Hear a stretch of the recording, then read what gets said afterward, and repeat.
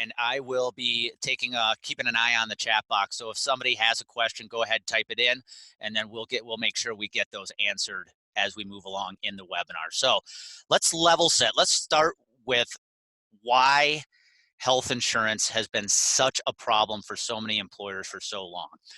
Right now, there are three challenges that I see every employer facing today. And for those who have been on previous webinars, you probably have seen some of this already.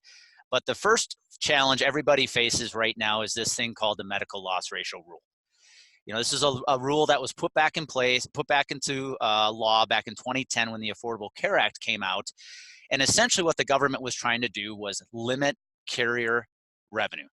They thought, hey, if we require the insurance companies to spend a certain percentage of every dollar they take in on claims, we're going to cap their revenue. Here was the problem. They told insurance companies for every dollar you bring in, you have to spend at least 80, 85 cents, depending on the state you're in, on claims. If you spend anything less than that, you have to give money back to your clients. And some of you on the webinar may remember getting medical loss rebate checks back in the day, but we don't get those anymore, and there's a reason why. Carriers have lost interest in helping you save money on your claims, because the larger the claims go, the higher they go, the less likely they're going to have to give money back. And we can verify this if you look at the stock prices, the performance of the carriers today. Those stock prices of Blue Cross, United, and Cigna you're looking at were the stock prices on the day the Affordable Care Act came out. As of close yesterday, that's where they stood. Guys, insurance companies are doing really well over the past 8, 9 years of the Affordable Care Act. So their performance continues to accelerate and grow while your bottom line continues to get eaten away at with health insurance costs. The second challenge is the healthcare system itself. This graph you're looking at right here has a lot going on, but what I want you to focus on is this is actual data of a knee replacement in Denver, Colorado. And what's interesting is when you look at the red bars on the chart, that is the price that each one of those facilities charges on average to replace a knee. The problem, though, is that squiggly line that looks like a heartbeat. That's the quality and the outcomes coming out of that facility. And what makes healthcare so interesting is it's not like buying a car or buying a TV. Higher quality, higher price doesn't always mean higher quality. In fact, some of the most efficient facilities in America charge some of the lowest prices out there. So this is a challenge because your employees, when they access the healthcare system, don't see this information, which leads to your third challenge, and it's probably the biggest challenge you face today. And that's this right here. This medical ID card you hand out each and every year is now become nothing more than an unlimited company credit card to your employees. Because as long as they stay in the network of doctors and hospitals you're giving them, they can go wherever they want and they can spend whatever they want. So we have to fix this. How do we start fixing this? And I truly believe the fix is when we stop buying insurance and we start managing risk. So what do I mean when I say managing risk? Well, there's 3 areas of risk every employer has to start managing effectively if they want to start building better health plans for less money. First area is, I'm going to go back to that slide. First area of risk is financing risk. You have to think about how you're financing the health plan today. Some of you on the call might be fully insured. Some of you may already be self-funded or in a captive arrangement. But the farther down you can go on this spectrum, the more control you are going to have with your claims. And the more control you have with your claims, the better ability you are going to have to control and, if not reduce, your health insurance cost. So the strategies we're here to talk about today, specifically with pharmacy, have a big impact on whether or not you have already taken those steps down this financing spectrum. The second area of risk is catastrophic risk. If you want to have a chance to control your health insurance cost, these are the 2 most important words you need to recognize, and that is size and frequency. You have to focus on the size and frequency of the medical and pharmacy claims inside your health insurance plan. And today we're going to talk specifically about focusing on the size of the prescription drug claims inside your health plan. And the third area of risk is healthcare purchasing risk. What do I mean by healthcare purchasing risk? I mean, we have to start building the health insurance plans better. If you look at this chart right here, most health insurance plans today are built from left to right, meaning we pick the insurance company. We then ask the insurance company to manage those 4 buckets of health and healthcare spend: inpatient cost, outpatient cost, prescription drug cost, and primary care cost. The problem with that right now is our only strategies using this model to control our cost have been to shop insurance companies every year, increase the deductibles and out-of-pocket limits, or just ask employees to pay more. And that's not working anymore. So the fix, guys, is when you start building the health plan right to left. Let's focus on our employees. Let's figure out how they're utilizing the healthcare system and put strategies in place to reduce the size and frequency of claims in those 4 boxes. And then let's go partner with the right insurance carrier, the right third-party administrator to help us control, if not reduce, those claims. And that's why I'm excited for this webinar today, guys, because we are going to focus on one of those boxes today: prescription drugs. It is the fastest growing cost you have in your health plan today. And this is exactly why I wanted Zach Jones to join us. So Zach, I'm going to bring you on if you want to say hi to everybody. Hello, hopefully everyone you can hear me. And then Zach, I'm going to give you control here of the PowerPoint from this point. But what we're going to do, guys, is I've got a set of questions I want to ask Zach. And we're going to walk through a little interview here so you can get a better feel for what is going on in the pharmacy world today, what you can do about it to fix the cost epidemic we have inside prescription drugs today, and what are those next steps you could take if you are truly interested in finding out what you and your organization, your health plan, can do to reduce the impact prescription drugs are having on your health insurance plan today. So with that being said, Zach, I'm going to ask you the first question. Let's level set right now. When it comes to prescription drugs, and mainly level-funded, self-funded health plans, what is a pharmacy benefit manager, and what is its role inside the administration of a health insurance plan? Yeah, so great question. Good way to kind of start it off. So a pharmacy benefit manager, or a PBM for short, simply was supposed to be an aggregator of prescription drug claims. And then as it evolved into where they started negotiating directly with the drug manufacturers to come up with, discounted pricing that they could deliver to the employer market, and then again, still aggregate claims. Awesome. Awesome. So what are some of the, as we know, the pharmacy benefit management world, or PBM, as you said for short, is a mysterious one. And for those folks on the call who are self-funded or in a captive today, you may understand that. What are some of the unknown truths about the PBM world? Because after all, aren't they supposed to help companies save money? Not necessarily. And so I think one of the big things, or the misconceptions, is that that a PBM is really trying to help groups save money. And so if you look out there, there's hundreds and hundreds of PBMs that are in the marketplace, but there's 3 PBMs that represent a large portion of employers. And so if you can see on the screen there, 76% of the market is kind of owned by Express Scripts, CVS Caremark, and Optum.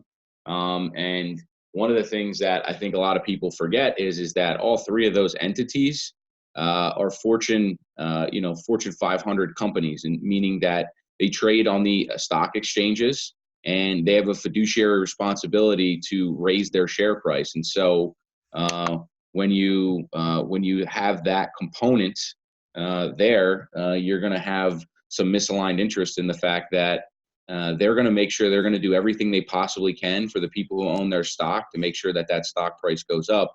It doesn't take a rocket scientist to figure out that for a stock price to go up, earnings have to go up. And so whatever it is that you sell, in this case, prescription drugs, you need to sell more of. Awesome. Awesome. Now, Zach, share some examples with us of how that's the PBM world. That's really the foundation of where cost and access to medications are being driven. Give us some examples of how some of the medications that some of our attendees are seeing on their drug plan are starting to be repackaged, um, and maybe resold in different formats, which are ultimately having a huge impact on the bottom lines of the attendees on the webinar. Yeah, so not to get too into the weeds, but one of the things that you have with your prescription drugs is called a formulary list, which is very simply just a list of medications that your health plan covers. And with some of these public entities, they're the ones that are actually dictating which medications are on the formulary or which ones aren't.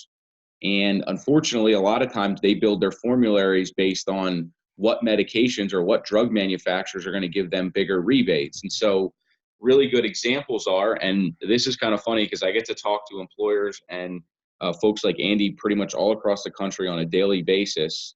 And we talk about these two medications that are on the screen here, and I'll touch on them in a second. And they'll say, oh, no, we know about those. We know about those. And then yet every day I see data of what employers are spending on certain medications, and every day I see these medications on their top 25 list, which means people really don't know what they don't know. And so the example that you can see here is the medication in the middle is called Duexis. It's basically a combination of Advil and Pepcid, and I think if you go to CVS right now, you could probably buy those two medications for under $20. And basically what it is a combination drug in which it costs $2,300 a month. Typically the member is not paying that much out of pocket, but your health plan is taking a brunt of it. And you can see Vimovo is a really good example too. It's Aleve and Nexium combined. And what happens is that you don't have doctors that know what the cost of medications are. They're talked to by the drug manufacturers, and so they just try to treat their patients. And so based on the symptoms, they'll make recommendations. So a lot of times you'll have these medications in which the doctor doesn't know what it costs. The member doesn't have a significant cost share, and the brunt of it's put on the health plan, and that's what rises costs. And so here's another example. So Hep C is something that can be cured by some of these medications on the screen. But what you have though is a lot of these PBMs, they don't have prior authorization for these Hep C drugs, which Arvoni costs, I think it's like over $90,000 a year for somebody to be treated.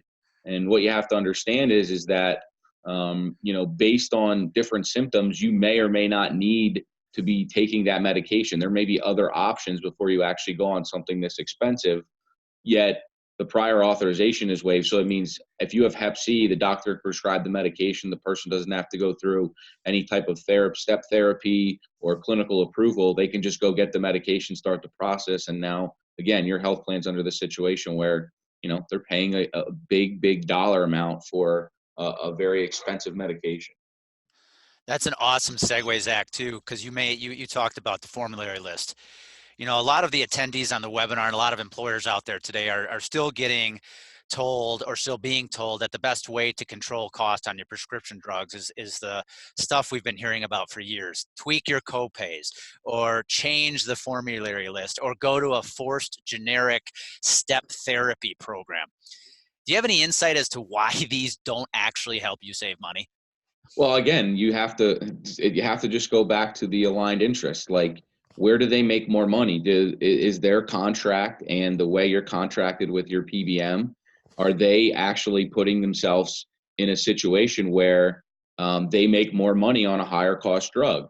And so we maybe can touch on it a little bit. There's some entities in the PBM world where they only get paid a per script fee. So they're not financially incentivized to source a higher cost drug over a lower cost one. And as you look at some of these medications on the screen here, you don't really need to be able to read them or even pronounce them or know what they do. But what I can tell you is all of these medications, right, they actually have the same efficacy, which means that they treat the same symptom or the same illness. And so what you're seeing is you can see two medications. One, the first one, $214, or a medication that's $5. Which would you rather have your health plan paying for? And so if you have a PBM that has aligned interest, they're actually clinically going to look at these medications and say, hey, hold on a second, there's this other medication that has the same efficacy. Can we have a conversation with the doctor and try this one first? And so those are just examples that you can see. But these things are happening every day with every medication that's coming across your claim run. And it's very important to realize that you need somebody that's going to be sitting on your side of the table and is not interested in sourcing a $500 drug over a $28 one because they're going to make more money. And Zach, that's a great question, because we're about to dive into the solutions. And so before we do, I think I need to ask a really important question. And with the data everybody sees on the screen right now, why is it important to have the right pharmacy benefit manager in place? Yeah, so great question. And this isn't just the pharmacy benefit manager. This is just anything, right? I talk to people that make decisions on pretty large health plans across the country. And one of the things I don't think that they realize is that typically the people that procure the goods and services inside your health plan, they're not sitting on the same side of the table at you. And what I very simply mean is that they make more money when your claims go up. And so if you think about other things that you buy in your business, right, you tend to negotiate them in your favor. And if the vendor that you're working with or whoever you're buying your widgets from is not going to give you a clear price and be transparent and act in the best interest of what you're trying to accomplish, you're going to look to other folks. And so unfortunately that doesn't happen with this line item. And so what you need to realize is that there are entities out there in all four of those boxes that Andy mentioned prior, of a health plan, that you can actually get those people sitting on your side of the table. And so if you get those people sitting on your side of the table, particularly from a PBM perspective, they're going to drive down the amount of money you spend on prescription drugs inside your health plan, because they're not making any more money if they go with the higher cost ones over the lower cost. Awesome. Well, man, we've reached the point everybody wants to know now. Okay, let's start talking about how we actually can go about reducing the cost of prescription drugs inside the health plan. And guys, it goes back to what I said earlier in my part of the presentation about focusing on the size of your pharmacy claims. Because if some of you out there are self-funded, which I believe a lot of you are, you're looking today at drugs that can be $30, $50, $70, $80, $100,000 or more. And those are the drugs that are impacting your plan to a degree that you haven't seen before. So Zach, let's dive into the fixes. Let's talk about the first opportunity of significant savings, international sourcing. Do you mind going into that for a little bit? Yeah, no, for sure. So one of the programs that we facilitate at Script Sourcing, and I'll just kind of preface it and say we work on behalf of our clients kind of as an overlay to their health plan, in which we're monitoring prescription drugs data, and then we're making it available, a lot of these high dollar medications to plan participants at no cost. And the reason is because our acquisition cost is significantly less. And so the first one is we have access to a lot of these pharmacies through these other tier 1 countries. And you can see the flags on the screen there. So Canada, the United Kingdom, New Zealand, and Australia.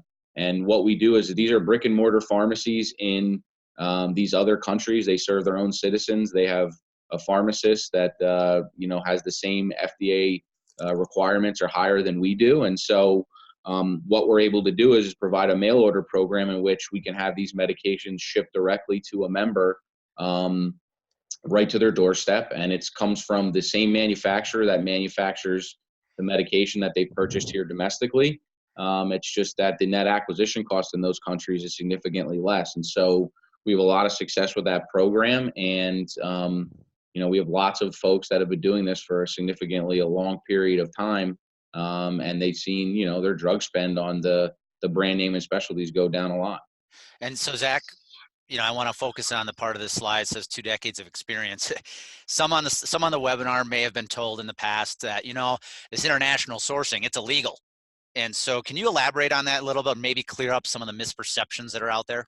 Yeah, so first things first is that if you actually kind of look at the way the law is written, it's a very much a gray area. There's been a non-enforcement policy in Washington in regards to individuals importing up to a 90-day supply of FDA-approved medications for over 2 decades.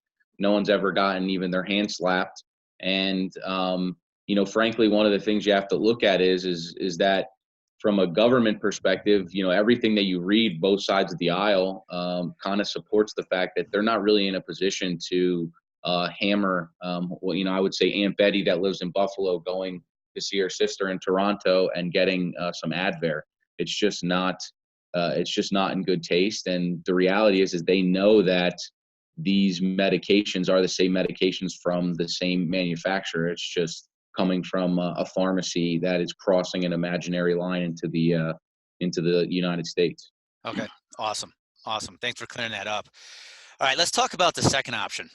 Second opportunity to save, we're talking significant dollars here. Manufacturer assistance programs. What are they? How can they help an employer save significant dollars? And how can an employer take advantage of a program like this? Yeah, so one of the things that people don't realize is that Big Pharma actually gives away a significant amount of these high dollar medications through a matrix of charities, grants, foundations, patients assistance programs, and the like. And so we have a team internally that knows how to navigate that matrix of opportunities, and to the effect that we're handling the specialty medications, or if you're working with some of these better PBMs out there, it gives you access where you can try to get some of these medications for free. And so we have a specialty medication review process in which the medication is clinically approved, right? It's the correct dosage, the correct quantity, and the correct medication. And then we do a financial review in which we see if we can tap any of these resources to get these medications from the manufacturer. And so I'll tell a very, very, very quick story. Like last week or 2 weeks ago, I got off the phone with a pretty large bank client that we have in the southeastern part of the country. Their HR person called me because they had a member that was on a medication called Ibrance. It's about $140,000 for a year. We were able to get it directly from the manufacturer at no cost. And so the CEO actually saw the invoice for the medication and immediately called HR and said, well, hey, how do they do this? And she explained it, and she said, all right, well, make sure that whatever information they need to work with any of our other members, they have it, because this is a substantial amount of money in savings, and we really like it. And so this is a good program that in most instances, most folks are not going to be able to have access to. Awesome. So did I hear you right? A $100,000 drug or $140,000 drug, essentially for no money, both to the member and the employer. Yep, correct. Wow. Yeah, and so again, the reason is that these medications are so high cost, and so from like a tax perspective for these big pharma companies, they need to have these type of options available. And then there's these charities, grants, and things like that also exist. And so you need somebody that has the expertise to be able to navigate that, because there are some components. But yeah, you're right. That's awesome, man. Massive opportunity. All right, finally, let's talk about the third way an employer can drastically reduce prescription costs. Pharmacy tourism. Are employers really sending employees to other countries to get their medications? Yeah, they are. So I'll explain kind of the way the program works, then I'll kind of give you some food for thought, and you can prove it yourself. And so to the effect that we have a high dollar medication, and we can't get it from a manufacturer if we don't have a mail order solution, we'll send people to some of these destinations that you see on the screen here.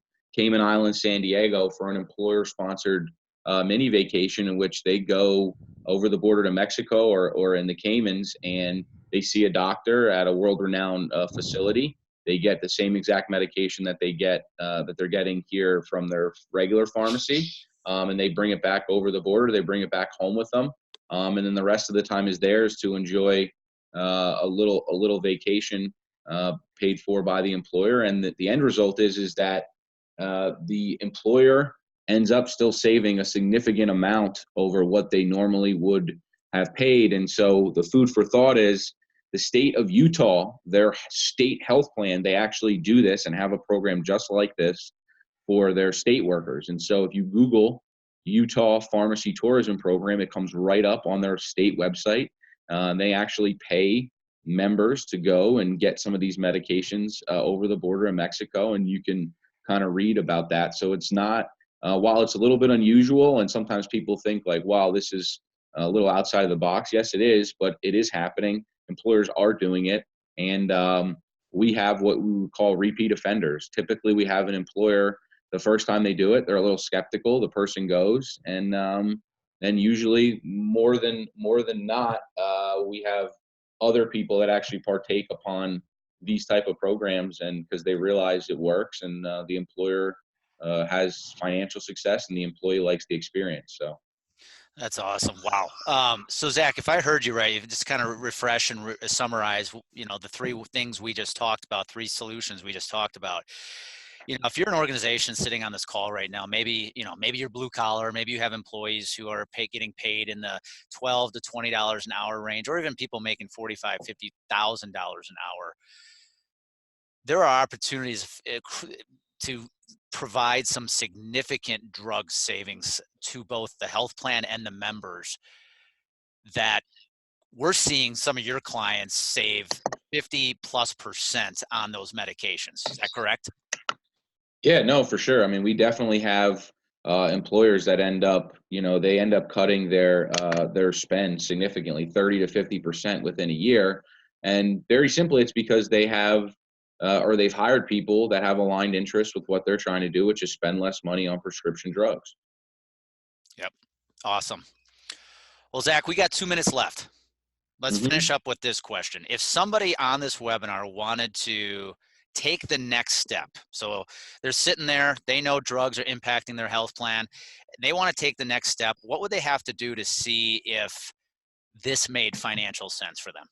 Well, I think the first thing is they'd reach out to you, or they'd reach out to your team, see if they can get access to their prescription drug data, whether it just be a top 25 list or their actual claims data. And again, we don't need any type of patient information. We just need to know, like, hey, what are the medications, the dosage, the quantities, and what are you paying for them? And we can turn around a savings analysis within 24 hours where you can see exactly, hey, some of these options that we just talked about, what the potential savings opportunities would be. And I encourage everybody to kind of take a look, whether you decide that, script sourcing something for you is a different conversation, but to be able to kind of really see how bad or what you're overspending on really kind of makes sense, because it makes you sit down and think, okay, what can we do to try to get this back on our side of the table? Awesome. Awesome. So guys, if you're out there right now, you're on this webinar.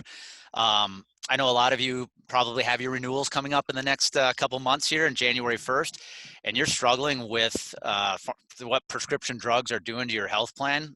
You're not alone. It's impacting every employer. But you have two choices. You can either keep doing what you've been doing and getting the same results you've been getting, or you can try something different. And that's why I wanted to bring Zach on here today, because what script sourcing is doing to help improve drug efficacy, helping to significantly reduce the impact of the cost on what drugs are having on our industry. Guys, this is how you start doing it. It's not about changing your formulary list. It's not about moving to a step therapy program or raising your copays. It's about attacking the actual cost of the medication. And what better way to do it than by significantly reducing the cost of your drug and then giving that drug to your employee for free? I don't know a better way to do that. So if there's interest out there, guys, don't hesitate. Reach out to me, reach out to Zach. With that being said, do we have any questions? I don't see anything in the chat box right now, but if you have any questions about what you just saw, feel free to go ahead and type them in the chat box right now.